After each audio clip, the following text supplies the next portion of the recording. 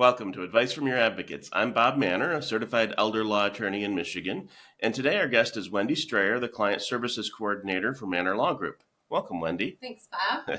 So Wendy's a very important element here at Mannor Law Group. She is, as the Client Services Coordinator, often the face of the firm as much as any of the attorneys. So Wendy, can you describe what a Client Services Coordinator is at Mannor Law Group? Well, like you said, often I have first contact with potential clients, whether it's working out in the community, doing workshops, or taking phone calls in from the clients or potential clients. I kind of walk them through, what the process looks like, and then we have them in for an appointment. So Wendy's been with Mannor Law Group for a long time and has done most of the jobs here, which is cool. And so has a great breadth of knowledge, depth of knowledge regarding our services. And one of the things that you focus on is the estate planning department. Yes. So let's talk about that.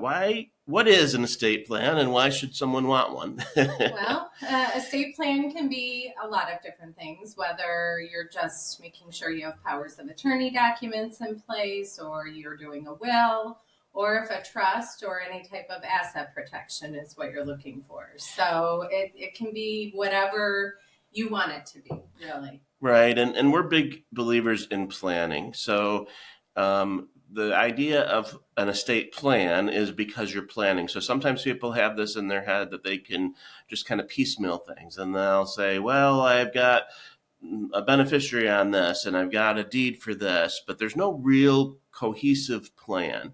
And when push comes to shove and crisis comes, you're going to want to have that plan. And a plan involves, what if things aren't the way they are today? In other words, what if there's been life changes. People have moved away. People have died. New people have been born. You've purchased new properties. There's all these different things that many times you're not thinking through when you're just thinking about, well, I put a beneficiary on it. Well, it's not going to be comprehensive enough to deal with all of life's ins and outs, right? Exactly. So tell us about how the estate planning process starts at Mannor Law Group. What does that look like? Well, first, typically it's a phone call to our office, or someone stops in, or we meet someone at a workshop when we're in the community, and we do a triage process, like you often refer to when you go to the ER. We determine what the crisis is, if there is a crisis, and obviously that's going to take a different path, but for just estate planning purposes, we often just want to get basic information initially, so we aren't walking into these appointments blind, and we have some concept of what the potential client's goals and wishes are, whether it's a blended family, or they're just retiring, or they have new grandchildren, or whatever. Medical diagnosis, anything like that. Exactly. It's really interesting, the triage process that you talk about. I was with a group of very talented attorneys in Chicago a couple weeks ago, and most of them there didn't have a triage process. And I'm not sure how we could operate without it. No, absolutely not. We would just be aimlessly wandering into appointments without any idea of what these people want. I don't know about you, but for me, it's important that I get myself mentally prepared before I do a consultation. I want to know a little bit about it. Just like you go to the doctor doesn't walk in and say, what's wrong with you? If they did, then you'd be kind of nervous about it. And Right. I want to know a little bit about you before we walk into the appointment, because we don't have just fill in the blank plans. Exactly. Everything is tailored to what they need and what they're trying to accomplish. We're not going to, recommend a will if they have a house and a cabin and lots of retirement accounts. So, why waste their time, talking about something that's not appropriate for them? Excellent. That's a good point. We're going to come back to that question, because some of the people just listen to that and they say, well, why wouldn't I have a will for that? We'll get into that in a second. Okay. But yeah, I really do think that triage process and the process of gathering some information. It's like when the nurse comes in or the medical assistant comes in and takes your blood pressure, finds out what medications you're taking, all those types of things. We wouldn't expect to have a doctor's appointment without having that information provided to the doctor in advance. And the same thing with an estate plan. It's so important with estate planning. This is your entire life. It's everything you worked for your whole life. Why would you think that it's a fill in the blank? It just doesn't make any sense. It should be tailored to your circumstances. So you mentioned will, so we'll get into that a little deeper. But Wendy, one of the things Wendy does is you actually meet with clients to help explain the different legal options, right? I do. That kind of sounds like a lawyer. Are you a lawyer? I'm not. I play one on TV. No, just kidding. But you don't really need a lawyer, there's no legal advice involved. It's planning for the things you have, and the steps of the appointments we have, the legal stuff is taken care of. First and foremost, these people need to decide, what is an appropriate plan for them, right? What's gonna, bring them peace and know that their stuff is being handled without, all the pitfalls of, potentially probate or families fighting. So that's a good way to say it. And the point is, of course, the lawyer is going to give the legal advice and make the recommendations, but a lot of the initial process is learning. And one of the things we found is sometimes lawyers tend to be lawyerly and speak like lawyers and use Latin phrases and all this other stuff. And I've been training lawyers for 20 years now, whether it be associates or through the Institute for Continuing Legal Education. One of the things I realized is lawyers love to talk like a lawyer. And so in order to really get a good estate plan, you have to understand and you have to make good decisions based on your understanding of what it is that you're doing. That's one of the things Wendy is and just excels at, is taking sometimes complicated concepts and making them clear, and so that they're clear. We're not getting too far into the weeds or using Latin terms very often. It is you're explaining these things in a way that to make sure that everybody's on the same page. Exactly. Yeah. Often just simplifying and use, pictures to kind of identify the different types of planning and really just hitting the highlights of what these plans can do for our clients. I always say that I'm a visual learner. Mm-hmm. So I can read a book, that's fine. I can listen to a lecture, but if you really want me to understand something, I need to see it. And we have it's kind of a joke in our office. We have these what I call whiteboard meetings. Mm-hmm. Every time we stumble with something, I say, okay, let's have a whiteboard meeting. Mm-hmm. In other words, we need to draw it out on the whiteboard and just kind of have some visual flow of it. And that's the way I learn. And I think that's the way a lot of people learn. And that's what we try to do in those initial meetings, right? Exactly. So one of the things that you discussed earlier was the difference between a will and a trust. So before we get into that, what would you say most people choose between a will and a trust, and why? Well, often when clients come in, they just assume they want a will. That's what their parents did. Mm-hmm. It's what their grandparents did. I don't have billions of dollars. There's lots of misconceptions about a trust. But after learning really the process of probate and how their family could potentially be exposed, to having their information out there, they often end up wanting a trust instead. Right. It really is just a cleaner, neater way of going through the estate administration process after they pass. But if they have unique situations, the trust can accommodate that. So, right. While people come in for a will, they most of them end up with wanting, going with the trust. So. The trust is just so much more flexible. Yeah. So you said this, but I'll repeat it. If you have a will and we need to look at the will when you die, then it means it's going to go through probate. Some people don't understand that because they say, well, I'm sure my mom had a will and we didn't go through probate. Well, then she probably didn't use the will. The will was not the legal document that was binding on the situation. Maybe there was a beneficiary designation, or there were other ways that things got transferred. But if you need to use the will to transfer an asset to the next generation, it will go through probate, right? Right. And so then a trust, often I hear you describe a trust as just an agreement between the family where you're empowering the people that you love and trust to be able to take care of things when you're incapacitated and settle the estate after you're deceased without having to go through a court or involving outsiders. Yep, exactly. So tell us some more of the advantages of the trust. Really the flexibility of it. Mm-hmm. The fact is, you get to make your own rules. So it's not, assumed that if your children get something and something happens, then their children get it. You get to put those rules in. So, often we're getting a lot of potential clients these days that are keeping the inheritance at the next generation, not the generation after.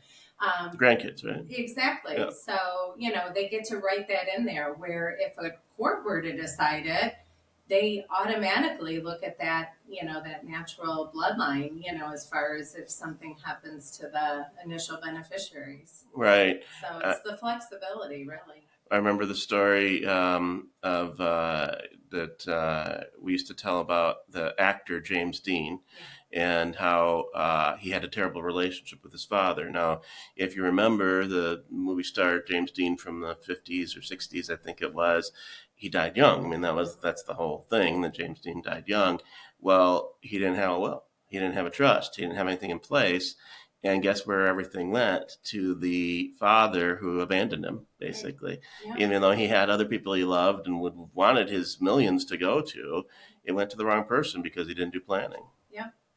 So, what are some of the other misconceptions about having an estate plan? The first one that really comes to my mind, almost everybody I meet with, I don't have a lot of money. Mm-hmm.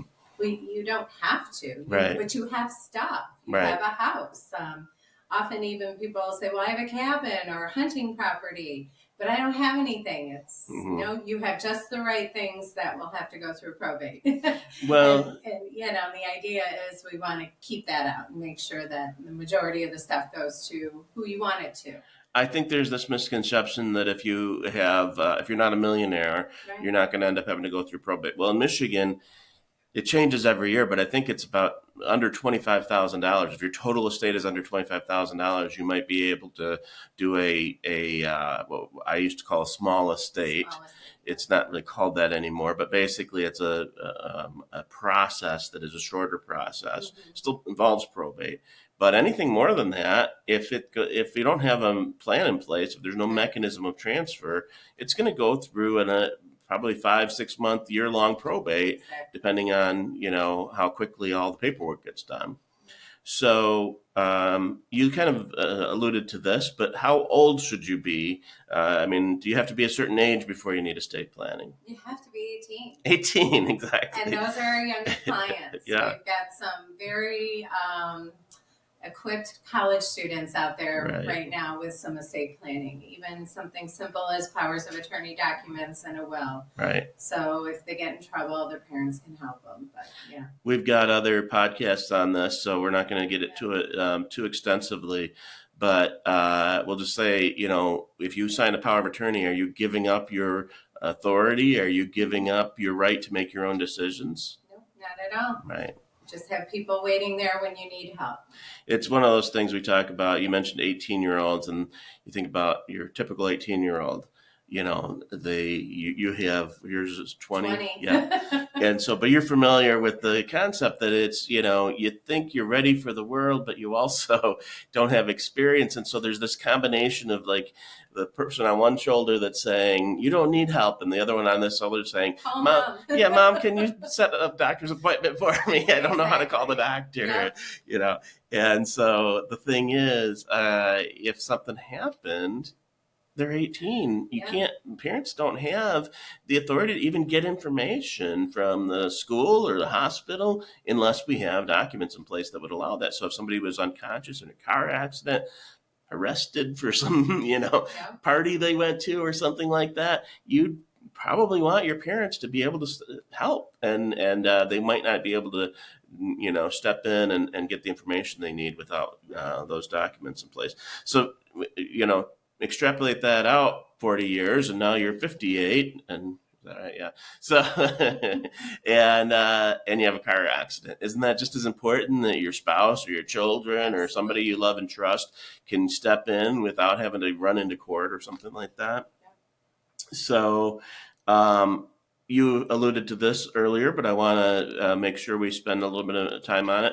Do you have to have a certain amount of money before it's appropriate? Actually, I'm going to make it a more specific question. Do you have to have a certain amount of money before it's appropriate to do a trust? I don't think so. Right. And often it's not really about the money because, well, you said you can put beneficiary designations on different accounts and policies and stuff like that, but honestly, if you have a house or any type of real property, Absolutely. that should be your first trigger that I need a trust. Right. It really does just take out all the mess of probate and time consuming and the costs. I mean, the probate cost alone just outweighs the cost of the trust. The cost of the trust itself, yeah. And remember, a trust is just an agreement between you and your loved ones. It's an understanding, an agreement, a contract. And so the reason I asked the question that way is that there used to be a standard line out there that I heard people say, and I don't hear it as often anymore, but it comes around every once in a while that people say, oh, you don't need a trust unless you have $600,000 or more. You probably have not heard that because that's kind of a bit of an old-fashioned kind of a thing. It was never correct. The idea of the $600,000 was that was based on the federal estate tax as of like 20 years ago. Right. But people got that stuck in their head because it was 600,000 for many years, for a couple decades before that. And they thought, well, trusts are only about taxes. They are partly about taxes, but it's not just about taxes. It's about convenience for the family. It's about saving money. It's about keeping family matters in the family and not having to use, judges or having to go through a court system for family matters, right? Yeah. So this is a good one. Why not just add the kids' names to assets or use beneficiary designations? That's just a disaster waiting to happen. Yeah. So, if you're a co-owner on your parents' account or your kids' accounts, and something happens, you get into debt, they're garnishing your wages through a court order. That's considered your asset, and they can take, if it's your mom's bank account, you're the co-owner, they can take that money to pay off a debt that you have. It also causes problems for long-term care often. Right. If your spouse needs long-term care, they're going to consider the bank account you're a co-owner on of your parents as your asset. Right. And we all know, Medicaid benefits, it's an asset, based program. So that's going to be exposed to that.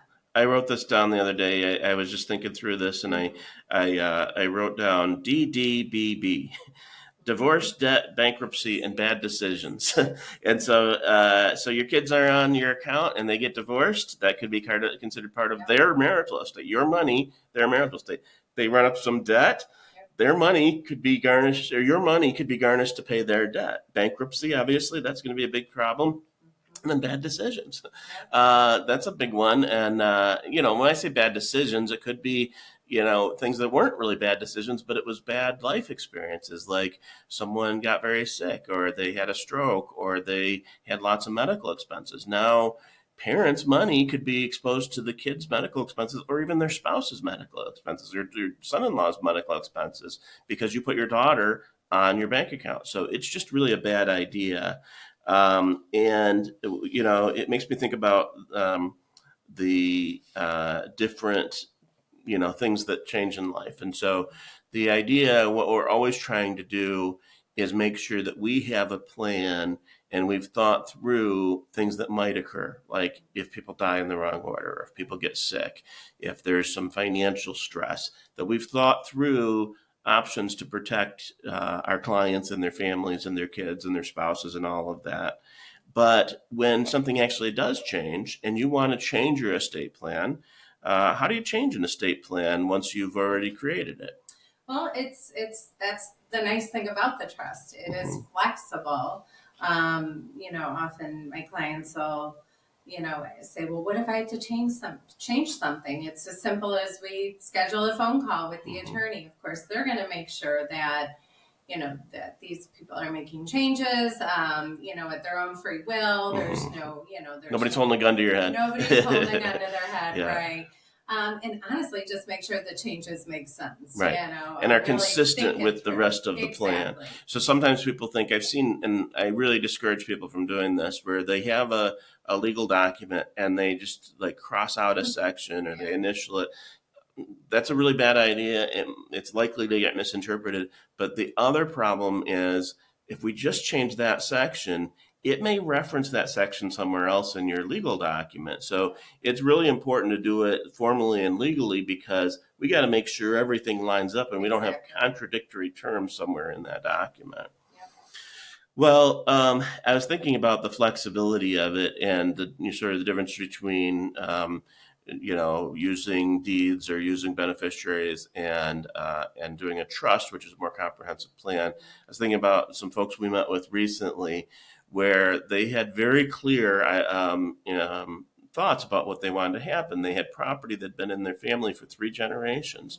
And they said, it's just really, really important. It's not even worth a lot of money, but it's just really important that this property stays in the family.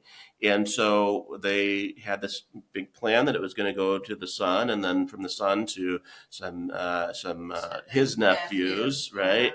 And then from there on to the next generation. And they wanted to do it with, deeds. That's a terrible mistake, right? Yeah. But you can do that with a trust. That's the whole point. Exactly. Is the trust can go through multiple generations. There was a big story out of Saginaw, Michigan, probably 10 years ago. And the story was that got picked up by the national news that there was this lumber baron. So if you're not familiar with Saginaw, Michigan, it used to many, many years ago, 150 years ago, be one of the richest areas because it was a lumber area, and that was people made their money on that.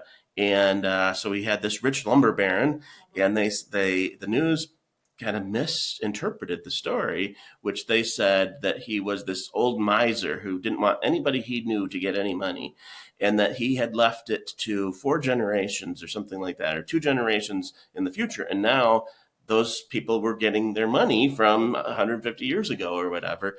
And they presented it as if it was this old, miser that didn't like anybody and only wanted to leave it to his great grandchildren. And if that was actually a strategy that people use to say, if you think of some of the famous families that we have in America, that they left it to multiple generations. So what the real story was, if they would have dived a little deeper, was he provided for everybody in his family and then set aside money for the next generation and the next generation. And each generation got it through, and then at some point it just terminated. But it's an interesting story. Now, that's not something that all of us can do, but it shows you the flexibility of a trust. That in the family that we met with, it was over a property that wasn't worth a whole lot, but it was very important to the family that it stayed in the family. They had this legacy. Now, it wasn't like the rich lumber baron, but it was important to this family. Yeah. So I think that's a great advantage of trusts. All right. So if there's someone starting the estate planning process and they call us up, about how long does this process take? From the initial phone call to signing the documents, usually runs about 6 weeks. So okay. We don't rush through it. It's very important. We nitpick every single detail, right. And it goes through a double, triple check system, and there's just a lot involved, and on our side of things to put these plans in place. So, and these are important documents. Right. We're not going to rush through it. Often we've had clients from the time the initial meeting to, the time they meet with you guys for designing their plan. They've sometimes done a 180 on what they Change their wanted mind. to do because they Yeah. really had a chance to put some thought into it. Well, you mentioned it. That's a very good point, because once you might come in with a certain idea, and then once it's explained to you that you have options. So sometimes people come up with their plan because they don't realize how many options that they have. So I could give examples, but that's the bottom line: is that this is about education. It's about making sure that you know what you're doing and that you get exactly what you're wishing, that you're planning on. And that's why we try to slow down that process just a little bit, because we don't want to have spelling errors. We don't want to have names wrong. We don't want to have you where you don't understand what the trust says or what the will says. It's just really important that we have that education process and that we're very thorough about making sure that your goals are accomplished. Well, do you have any in kind of the closing statements here? Do you have what's your best advice with regard to making an estate plan, or what do you want the listeners to remember from this? Probably just be open to it. Mm-hmm. Be open to coming in and talking about it with us. We're not going to pressure you into, making you do a trust. It really is about education. Yeah. And we do that on all aspects of what we do here at Manor Law. Mm-hmm. We'd rather you take the time to be educated about it, to know what your options are. Often, like we said, those myths are debunked. You don't have to have a lot of money. You simply, I met with a client yesterday. She has 2 bank accounts, Mm-hmm. but the protection and the peace of mind that it brought to her, right, and making sure that if something happened to her, her kids would, be taken care of, and the right people would be in place to help them. And so often it's just about the peace of mind at the end of the day. You make a good point about that a lot of times we're talking about these documents as if, they're just about what happens after you die. But a lot of times it's also making sure that we have a plan in place in case you become incapacitated. And no one likes to think that's ever going to happen to them. Right. We see it might have happened to our parents, it might have happened to our neighbor, but the statistics tell us that all of us, or not all of us, but a large percentage of us, the majority of us, are going to have some period of our life, whether it be short or long, where we're going to need the help of other people because of an illness or because of incapacity or memory loss or things like that. And that's what this is about too. This planning is about that as much as it is about what happens after you die. The phrase I often say is, it's you got to do planning for what if you don't die. Exactly. And obviously we're all going to die eventually, but so many people focus so much on what happens after I die, and really, if not more, at least as much a focus should be on what happens before that, to make sure we have a plan in place for that. So and the big thing is it's like you say, it's never too late. Right. Yes, our typical client is 70 and up, but honestly, we've been seeing a lot of younger families too. But it's never too late. Right. We have people come in their late 90s that have never done estate planning, and we get it. It's one of those things that people put off, and they don't want to have to go see a lawyer. But we're friendly lawyers. We're nice. We're nice lawyers. So. Nice. Good coffee. Good coffee. Yeah, exactly. So, well, thanks, Wendy. This has been great. Thank you. I appreciate you coming on the podcast and educating Thank folks. So don't forget to subscribe to the podcast. You can subscribe to Advice from Your Advocates on any of the places that you listen to podcasts. Thanks. Oh, thank you. Yay.